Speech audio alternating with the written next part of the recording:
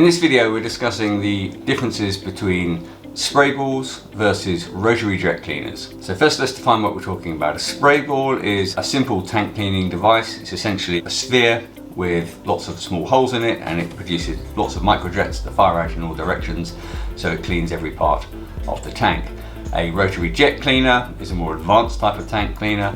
It has 2 or 4 jets which rotate on 2 axes, and these jets are then brought to bear on each part of the tank in a set cleaning cycle. So what are the pros and cons of these 2 tank cleaning machines, and how do they stack up against each other? So firstly, the pros of the spray ball. Number one, they're cheap.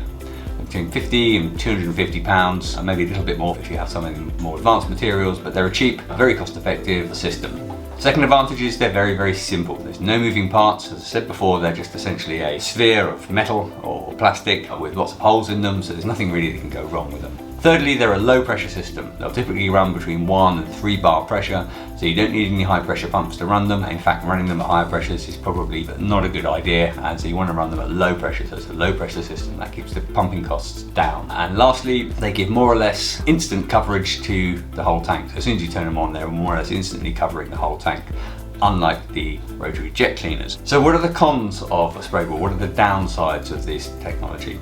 Well, mostly and most importantly, they are inefficient in terms of water usage. There's very little impact from these tank cleaners, so you need a lot of water over a long period of time to break down the residue, so they use a lot of water. Secondly, they have a limited reach. Realistically, you don't really want to be putting these in anything much more than 4-meter diameter tanks, and if you've got bigger tanks and you're using spray balls, you're going to need multiple spray balls to do so. And finally, the final con of these is they may not ever be able to really clean very tough residues that require impact to get them off in any reasonable time frame, so they're not suitable for all residues. So moving on to jet cleaners, what are the pros of the rotary jet cleaners? Most importantly, they are the most water efficient tank cleaners we have on the market. They use the actual mechanical action of the jets that blast away the residue, and so they're far more water efficient. The second advantage is they have an increased range, so you can get quite big rotary jet cleaners that will have jet length, effective cleaning jet length of up to 20-25 meters. So in theory, you could clean a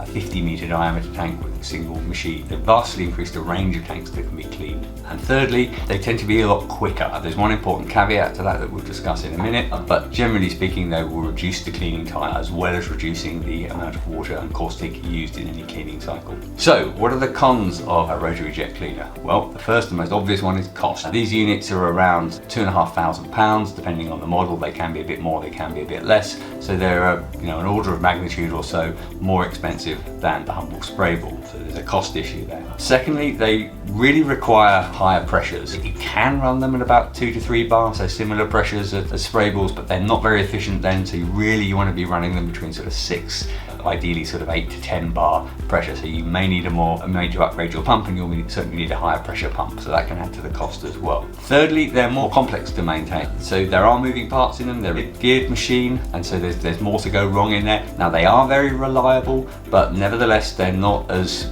reliable as a spray ball, which is essentially a lump of metal with holes in it with not a lot to go wrong there. So there is more maintenance on these machines. And finally, and this is the caveat I talked about a minute ago, there is a minimum cleaning cycle. They don't, unlike the spray ball, instantly wet the whole of the tank. There's a minimum cleaning cycle depending on the pressure and the model of the machine that you're running them at. They have to go through their set minimum cycle before all of the jets have been brought to bear on all part of the tank.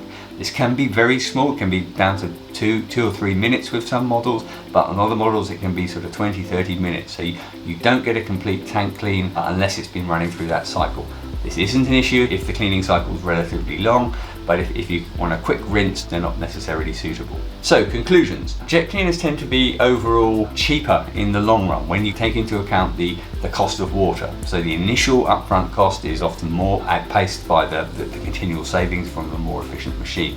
So they're generally better for most applications, particularly if you've got a tough residue or a large tank. But spray balls still definitely have their place, and they may well be the best choice for small tanks with a light residue that just need a quick rinse. So that's our video on spray balls versus rotary jet cleaners.